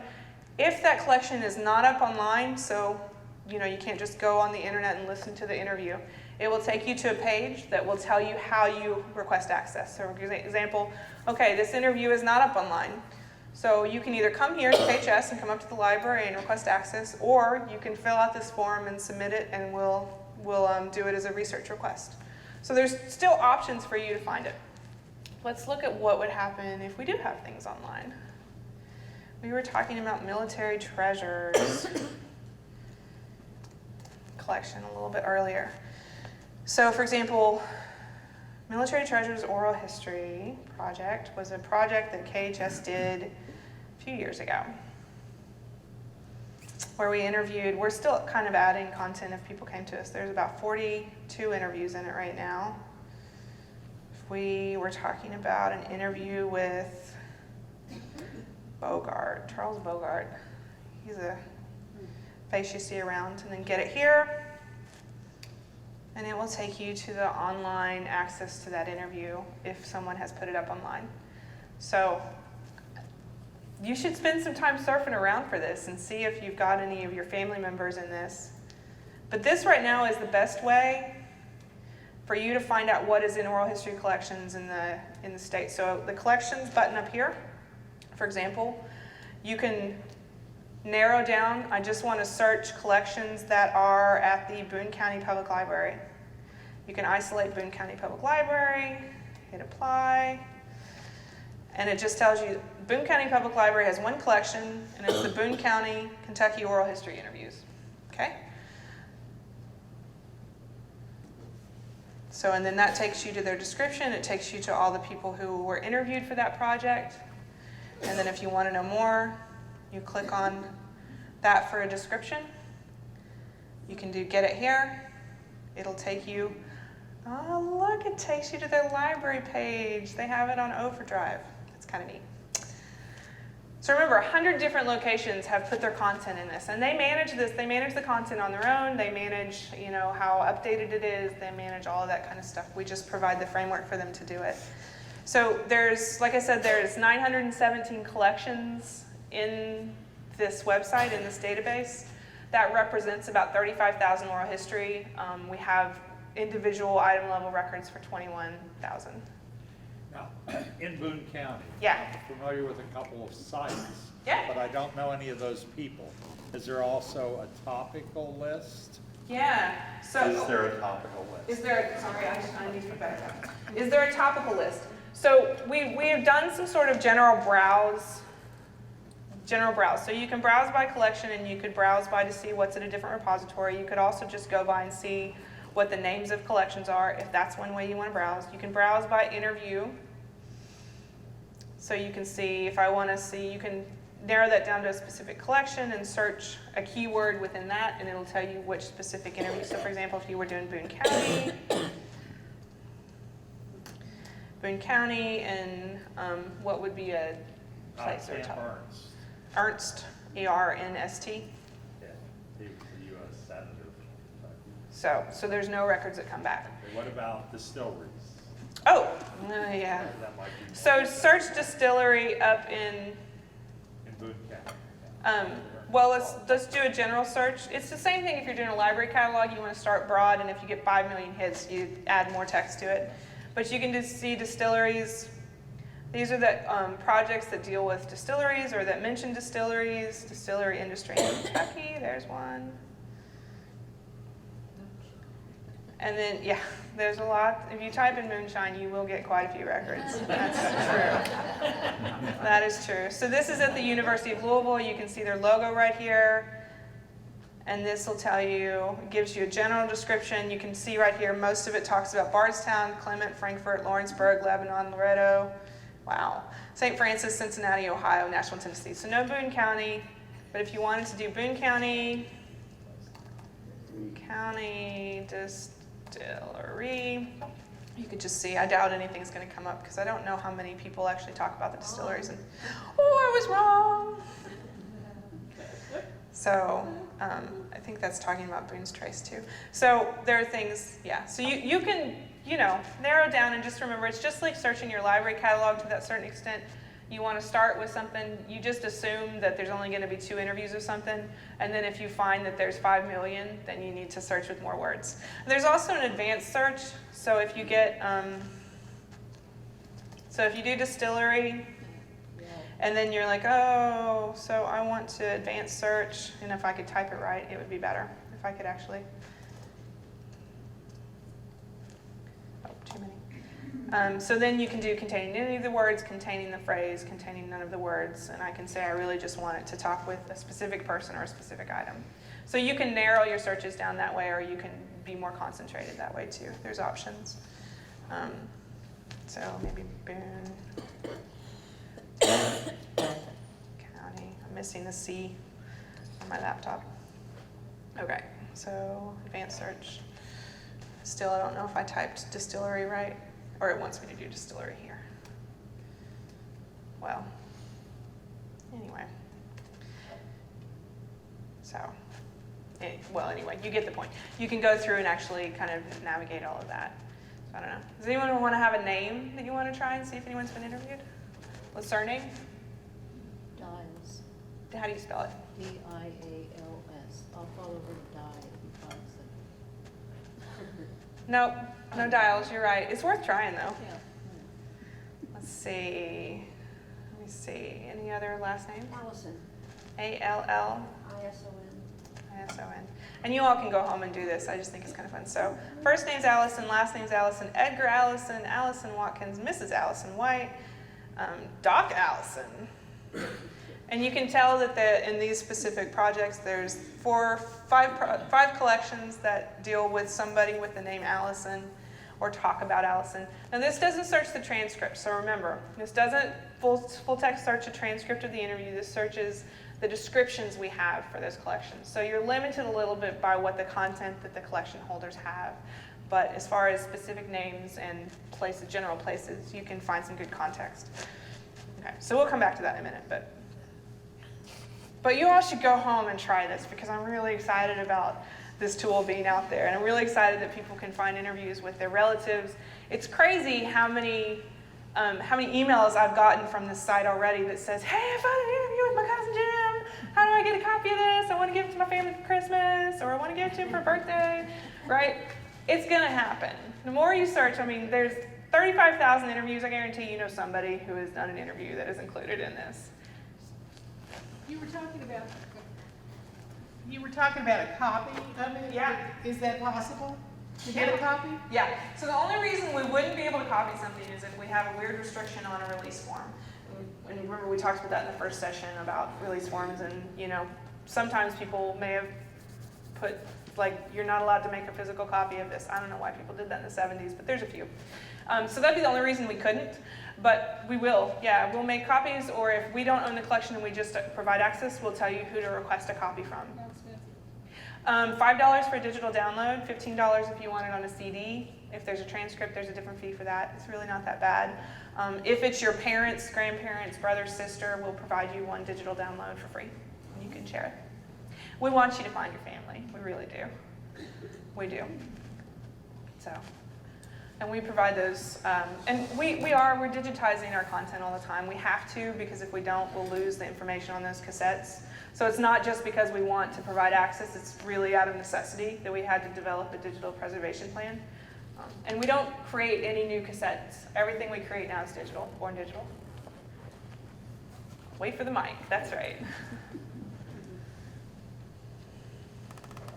Do you have any plans for the future if digital formats change? In other words, keeping up with changes in technology? Yes, that is a necessity. So I have worked in this position for the Oral History Commission, managing the collections and doing what I'm doing with you all today since 2007. And I can't even tell you how much it's changed even in that small time period. I mean, you know, but I mean, we've moved from, we used to keep CD copies and triplicate of everything, and we've moved from doing that to, we don't even make CDs. Everything just lives on servers, and we have all this sort of fancy software that makes sure that the integrity of the files maintain, and that there's backups that aren't tied to the original. I mean, it's very complex. It's very complex. And everything that we do now is with an eye to an easy migration of that content in whatever. If we have to switch this to a hologram in 10 years, we got to have it in a format now that's easily transferable into a hologram. I like that because I think it's totally far-fetched, but I say that I'm probably going to eat my hat in 10 years when we have holograms. But yes, so, and this is what librarians and archivists are dealing with. Everyone's grappling with this, but as Russ said in my initial introduction, last year, 2 years ago, last year, I went through the Library of Congress digital preservation outreach, education, training to really just even figure out how to talk about this. So it's a long system. We've moved so much, and I can't tell you what's going to be next, but we keep up with it really well. That's another reason why it's really good to partner with an organization that deals in digital content all the time, because if you as an individual have to deal with migrating content and remembering where it is, then it can get really tough. Yeah. Solar storms, how are you protected against solar storms? I have to say I'm not a prepper. I can't tell you if we have a solar flare what's going to happen. I can just say that I hope it doesn't take out all of my different servers that are out there. They're not all located in one building, so is that helpful? No? If we have a solar flare that takes out all of our electricity, I think we've got other things to worry about besides this. Have you included music? So, okay, there's two ways I can answer this. Music, just for the sake of music, isn't technically an oral history. So No, I mean the ones that are from, what, Route 51 is it? Or So there's only music if it was made in the context of the oral history. So if somebody was interviewing a musician about being a musician and they brought along their musical instrument, then there would be music included in that. Yeah, but there's not just general, in these collections specifically, there's not just general recording of music. What is one really good archive that has a lot of vernacular music is Western Kentucky University, because they have the folklife archives for the state down there, and that is a lot of what the folklorists have done since the 60s, really, because they took those huge reel-to-reel machines out, right? So there's a lot of vernacular music that's available through Western Kentucky University, and that's part of what their archive builds. Yeah? Okay. So Why is this useful? So why as a family historian should you care about oral histories with people that you may or may not know? If you know them, you know why that's cool. If you don't know them, then why would that be helpful? So this is just a random interview that I pulled the first little section off of, and I want you to listen to this real quick. How long did you all live over there? When did you come back to Kentucky? Well, we moved downtown, and Earl was born at 4th and Union Street in Portsmouth, and we didn't come back to Kentucky till 1923. And we lived down here on the railroad, and there's where Paul Homer was born. We moved down there, and Paul was born, and he built another room on that house, and farmed some, and he bought a cow and some chickens, and put in a garden, and he was a farmer. That's what he said when he got his marriage license. They asked him his occupation, and he was working the steel mill then, but he stayed a farmer. He was proud then of that. Oh yeah, he knew how to farm. But he had worked in other towns. His brother, Harrison, was an electrician, and he wired buildings, you know, and different things, and had worked with it. So I love this because it's just an example. This is probably just the getting used to each other part of the interview, right? The first 5 or 10 minutes. But how much information? She essentially says that her brother not only lied on his marriage certificate, so what you read on the marriage certificate is his occupation. No, not true, right? Which is always really interesting when we find those little discrepancies, right? Well, my mom said he was a steel worker. I don't know why his marriage certificate says that he's a farmer. Well, right? So there's tidbits of that information, but it also just provides context. She's describing what the area is like. She's describing what the town's like. She's describing what people do. There's context you can add to communities, even if it's not a specific person that's related to you. It could be a neighbor. It could be someone in the same neighborhood. It could be someone in the same town of where your family you're researching is from. And it adds this context. It makes that place real. It makes the people real. It gives you information. Even every single interview from those 1970s, the first thing that they do is say, well, just tell me a little bit about who your people are, right? Oh, there's some neat stuff. And when you're thinking about someone who was interviewed in 1976, 1978, if that person was 80 years old, yeah, you're going back.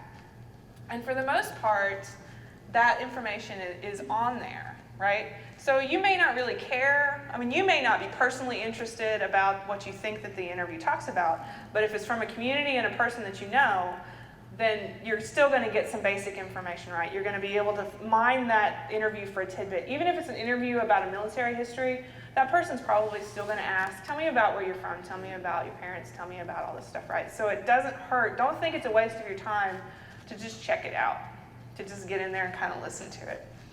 I have some examples of some of the types of content that you would find in these oral history collections.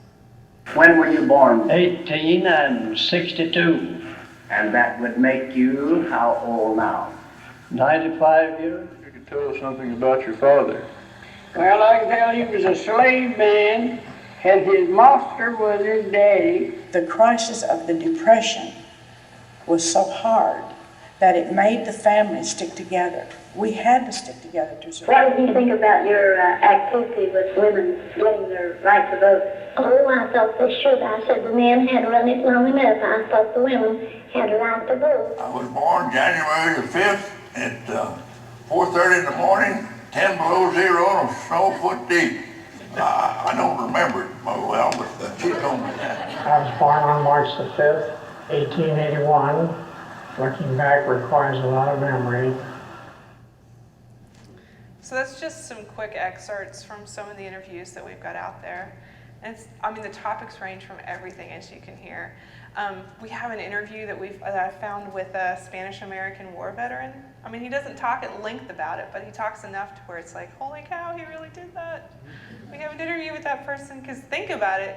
We've only been doing oral histories, recorded oral histories since, well, as a large-scale project, really since the late 60s, and the state of Kentucky didn't really get into it until the 70s when you could buy tape recorders pretty easily. So you're thinking back at if you're thinking back in the context of that, you think back about 100 years, and that's sort of the history that you can mine from people. So any topic you can think of, there's women's rights, there's civil rights, there's occupation like farming, there's tobacco, there's, oh gosh, name a topic, and it has been done. That doesn't mean that everything has been done, but that means that we've made such a concerted effort to get all of that together. I want to go back to the website real quick. So we were talking about slavery. That was one of the clips that came up when someone was interviewed. We don't have, because of time frame, we don't have interview with people who were former slaves, but we have interview with people whose parents and grandparents were, who grew up with those stories. So you can see people talking about, gosh, race relations. That interview was done. University of Louisville. So that was even a more recent one. That was done in 1979, and it talks about African American and white slave owners, and just the community context of just that topic within the Louisville community where that person lives, urban renewal, all of that. That's a span of 80 years, probably 80 or 90 years that this person is talking about in one interview over a certain topic. So you can look at this from all different perspectives. So, for example, if you find you find in your family records that your parents or your grandparents owned a hemp farm in Shelby County, which actually could have happened. You know, hemp's a pretty hot topic right now. If you all read recently, we're moving forward, it looks like, to rebuild that. There's tons of stuff. You wouldn't even think about it. There's interviews with here who are hemp farmers during World War II, whenever they reinstigated hemp farming. There's people who talk about that as a long-term family thing. And if you find out that someone in your family was a hemp farmer and you want to know what that was actually like, you can listen to interviews with people who talk about doing that, who talk about the logistics of that, who talk about the day-to-day of that. So it's kind of it's an interesting thing to think about.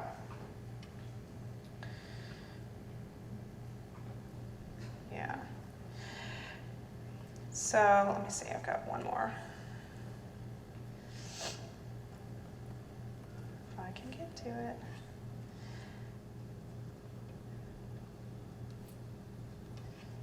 So the big key is that you'll want to make sure that you can, once you find the information, that you know how to request it. Different places, for example, if you get sent to like the Allen County Public Library, you can decide a lot of those collections, maybe it's at Allen County, and it'll tell you in the record if it's also at the Kentucky Historical Society, and you can choose where you want to request access to that if it's not online. The other thing I wanted to tell you a little bit from earlier, and this feeds into the question about digital preservation, if you're going to be doing interviews on your own, and you know, if you're not going to immediately or not going to plan on putting those at a place that's going to make them public where other people can find them in places like Pass the Word, then you want to make sure that you keep those digital files in more than one place. And I should have told you all that earlier, but like I said, I'm going to follow up with that earlier question. So if you create your own interviews and you want to make sure that they're going to be around for your family, for your grandkids, for your great-grandkids, and not where they're going to call me and ask me where that interview is, because I get that phone call a lot. I did an interview with my great-grandmother whenever I was in the 8th grade for a middle school project. Do you know where that's at? I'm not kidding, I get that phone call a lot. And you know what? Sometimes I can find it. That's the cool part. But only if the teacher put it in the library somewhere or worked with an archives for a project. But if you're going to be the one that's taking responsibility of maintaining those collections, and if you create something that's a digital file, it's not a physical object that you can stick in a drawer somewhere for 10 years, right? Which is probably not how you're going to create something anymore.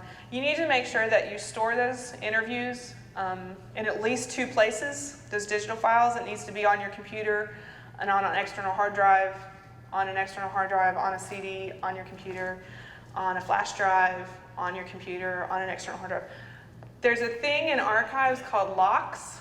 Anyone know what locks is? It's kind of a fun thing. LOCKSS. Lots of copies keep stuff safe. Remember that. It is an archivist, digital preservation archivist mantra. Lots of copies, keep stuff safe. So make sure that if you have a digital file, it's not just one place. We had a conversation at lunch about how something was created on a cassette and somebody needed to record something on the spur of a moment, grabbed it out of a box, threw it in, recorded over an interview. Gone, gone. Your computer crashes and you only got that digital file in one place, gone. Unless you want to pay someone a lot of money to hopefully recover it. Keep it on more than one places. I'm serious, up to 6 if you need to. Give a copy to your siblings, give a copy to your grandkids, keep a copy for yourself, and write a note somewhere all the copies that people have. Make them in different ways. Is it okay to say someone has died recently?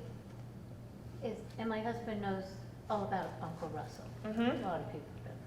And since Uncle Russell's dead, the only person who really knows about Uncle Russell is my husband. Is it okay to interview someone else about someone else? I mean, because there's nobody left to. Yes. You can't interview Uncle Russell. Right? Yes. I mean, I give you permission. Okay, yes. but I mean, is that how to get through the generations? Would I wait until Uncle Russell dies to get all of his deep, dark secrets? Well, no. It's not a deep, dark secret. Well, but yeah. But, yeah. You do what you got to do to get your family story. You know, if you're trying to get the memory of someone, it's always best to get it from somebody's first-hand experience. But if the person's not around and you still want to try and get their story, then get it from the people who lived around them. Yeah, that's fine. But whatever you do, make sure that it's going to be around whenever you're looking for it 5 years from now. And the other thing, the family historians especially, if you all are into all this web stuff, if you're putting up family history sites, you're doing Ancestry, you're doing Family Tree Maker, whatever you're doing, right? You can put this content in there. You can put digital files, digital audio files, and it is really easy. Maintain that original copy, right? Remember we talked about edited, unedited? Maintain that original copy of that interview, 2 or 3, 6 places, whatever, right? Make sure that everyone's got one, that when the funeral comes, 5 people bring it and say, I've got my copy, because I've had that happen too. You want to make sure that you keep it. But if you want to add something to your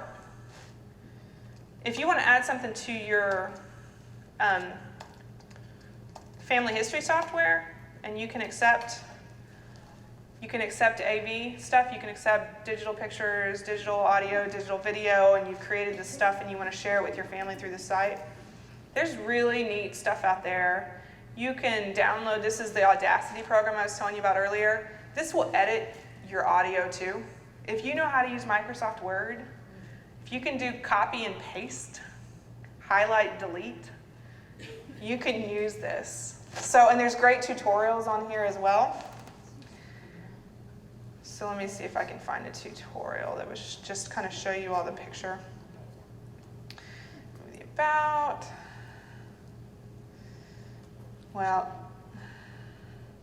And I don't know exactly where it is on the site, but there's tutorials if you're a teacher and how to use it in your classroom. There's basic tutorials for how you do just basic 1, 2, and 3.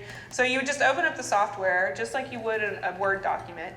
You open up a document within it, or you open up an audio file. So you have your audio file saved in My Documents. You open that audio file into the software, and you've got this waveform. You can see right there, right? You've got these waveforms because that's what it looks like. That's what your audio looks like in digital viewing. And you can highlight a portion. You can listen to it and see, is this the part I want to share? Is this a story I want to share with my family? Highlight it, copy it, paste it into a new file, and you have this clip. Like you have this clip. And then you just save it as an MP3 and load it onto your website. Yeah? I mean, it really is that easy, and if you don't feel comfortable, I guarantee you there's an 8th grader in your life that will show you how to do this and probably roll their eyes while they're doing it. But the tools are out there, they're cheap, they're free for you to be able to do all this stuff. And you can make really fun things. You can take those clips and you can put it in a slideshow and show it at Christmas. You can set it to music. I mean, there's all sorts of things you can do that's just really easy. It just takes some time to get in there and find the content. You can request, if you all want to do this for your own personal thing and you find interviews with your relatives at KHS and you want to request a copy of that and you want to share it with your family, you can do that with that too. The only thing is if you get it from archive, you just want to always make sure that you attribute where that file came from. So if your great-grandkids find this montage and they want to hear the whole interview, there'll be a record somewhere attached to it that tells them where they can find the whole thing. Because that's why we're keeping stuff. We want it to be there. So how does it get from the cassette? No cassettes. How does it get from the cassette to digitized? So if you have a cassette and you're trying to digitize it, you're trying to digitize it. Not that you're creating a cassette today. How would I? Yeah. My I've got question is, cassettes. do you have a cassette and you want to turn it into a digital? Is that what you're saying? You want to turn it into a digital file? Is that going to be the best way to save it, preserve it? I would keep your cassette. Don't throw it away. Okay. But your cassette is one day going to stop playing. You're going to not have a tape recorder, and your tape is probably going to deteriorate. Yes. So if you want to transfer that, you basically need, well, there's two things. If you have a nifty-difty digital recorder that does good digital recording, then you can use that, and you can record it onto there and take it off and put it on your computer. Or you can get an analog to digital converter, which is a box. Let me show you a picture of what one of those looks like. Okay, quack, analog. Let me see if I can, Sweetwater. So you can get an analog to digital converter, which is just a little box that transfers the analog to a digital signal. So you would have a tape recorder. It's just kind of like, when you set up your VCR and you got from here to the cable and then it goes, right? So you would have an analog to digital converter. You have a box that takes the analog signal from the cassette, transfers it to a digital signal, and brings it into your computer, and you record it and you save it. It's a little bit more complicated than that, but that's the basics of it. There are services out there that will do that for you if you don't want to mess with it. You can get an analog to digital converter for a couple $100. I think you can get maybe an all-in-one unit that will do you an MP3 version if you just want it. You don't care about the preservation. You just want to be able to hear it digitally. For $100 maybe. There's these sort of all-in-one package. There's companies, audio, video. Let me think of what. There's one in Lexington that's off of 421 Video Solutions, I think, that does it.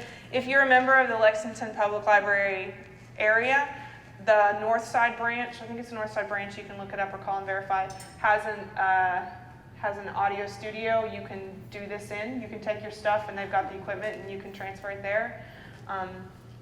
There's lots of different ways, but essentially you need a tool that will transfer that signal from that analog cassette to a digital recording. But there are lots of people that have this stuff out there. If you know a musician that records their own music, they've got this equipment. They've got it. Anything you plug a microphone in that you want it to take into your computer, that's what that box is. That's what it is. So I almost guarantee you've got a neighbor, someone in your church, someone in your community center who has that equipment. And if you've only got 1 or 2 tapes, if you got 20, someone's probably going to be like, no, I don't have that equipment. If you've got 1 or 2, they'll probably be happy to help you. And if you have questions specific about equipment and you want to buy this because you do have 50 tapes you want to do on your own, give me a call and I'll give you some suggestions based on price range and how hardy you need the equipment. If you're going to use it twice, you don't need something as rugged as if you're going to use it 5,000 times, and that's the truth of it. So, and I can also give you some suggestions based on your location as to where you might take it to somebody.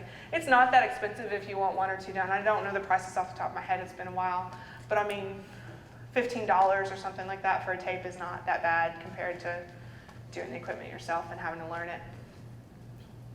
But you got possibilities. And then once you have that digital recording, you can share it in a lot of different ways than you ever could with a cassette, which is exciting. Do you all have questions about pass the word? Do you have questions about where stuff is, what stuff is, topics? Yes, if you get that. Get him a microphone. Okay, I know Kentucky's great, but what if you have relatives outside of Kentucky and you're looking if you're looking for somebody outside of Kentucky? Is there a national? No. Okay, I say no because there's not a unified website you can go to just search for every oral history in the state. There is an Oral History Association, which will tell you what places in different states, oralhistory.org. And it should tell you, just sort of in their resources and other oral history programs, oh, they changed their website. Somewhere on here, it will tell you state by state sort of what programs are in different. So most of the time you would find stuff at universities, you would find stuff at state historical societies. But if you called any of the library and archives for a university or for a state historical society, they'll tell you where the oral history holdings are in that state. They can tell you who those programmatic people are. Like I said, Kentucky is the only place with a unified office that just tracks all this stuff statewide. So all I pretty much do is talk to people that do oral history in the state, and I'm like, hey, what projects you got going on? What archives stuff you got going on? And try and make that information available to you all as best I can. But you're kind of a little bit, you got to do some further digging if you're in other states. Do you have a state that you're thinking of specifically? You're just asking? Yeah. Well, you're from Oklahoma. Oklahoma does not have something as cool. No, Oklahoma has great, I know this, I mean obviously I know this, but the Oklahoma Historical Society has a pretty good oral history program. Oklahoma State University has just started a really good oral history program. So if I was going to look in Oklahoma for where oral histories are, I would call one of those two people and say, hey, where are the collections? And then I'd have to start and go to each one of those individual places and try and find anything that was relative to me. So, which is what someone was doing 2 years ago before we had this website. They'd call me and be like, hey, do you know where the interviews with moonshiners are? And I'd have to say every repository in the state. Is there a hand up over here? Okay. Any other questions? We've got a few more minutes, but you all want to break a little early and test out the database, type in your names? It's pretty exciting. See if we get any bingos. Well, remember, my contact information, sarah.milligan@ky.gov. I think you can email if you have any questions. If you get home, it's right there. If you get home and you think, gosh, I wish I would have asked, or I'm not sure how to do, or now I want to try, give me a contact. Give me a shout. And you should have on the very last page of, well, second to last page. So the page number 6, top of page number 6, you all can't read it very well to me, you have to get a magnifying glass. But there's some basic resources if you all are interested. If you want to start an oral history project in your community, this is a brand new tool called the Community Oral History Toolkit. It's like a 6-foot set. I will loan one of these to you if you want to get started. I will loan it to you for a certain amount of time. If you all want to get started in something that's like specific to your community, it's really great resources.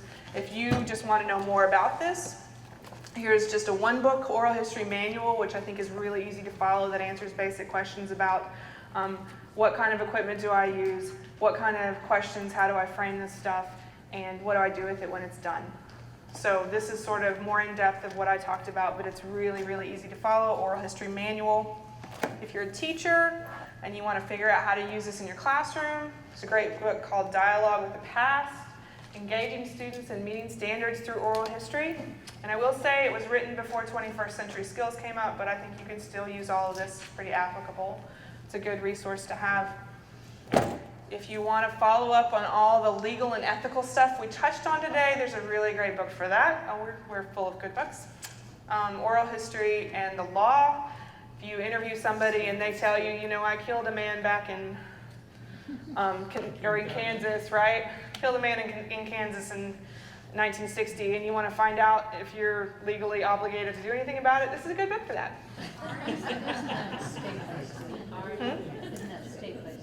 Is this state by state? No, it's not, but it does have specific examples and case studies based on different projects in different states. So laws are state by state. Yes, that is true. Kentucky is one of. Give us the answer to that. Depends on what state you're in. Depends on what state it happened in. There's a lot of different answers. Kentucky is one of 2 states in the country that has a statute on the books about oral history and protecting oral history from open records requests if there's a restriction placed on an interview. So Kentucky and I think Texas are the only states in the country that have something that legally protects us to be able to protect interviews that have a restriction on them. They're not necessarily protected from subpoenas, although that's playing out in Boston at the moment. It's just finished playing out in Boston. But it provides a good amount of protection, so feel good about that. Anything else? To page 3 and 4. To page 3 and 4. There's no more copies. You can have this. All right. All right. You know where to find me.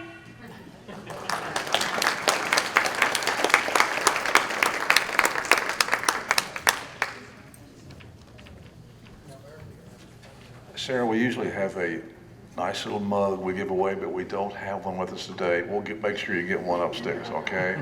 Bluegrass Roots, regret we don't have it, but thanks for the great presentation. Sure.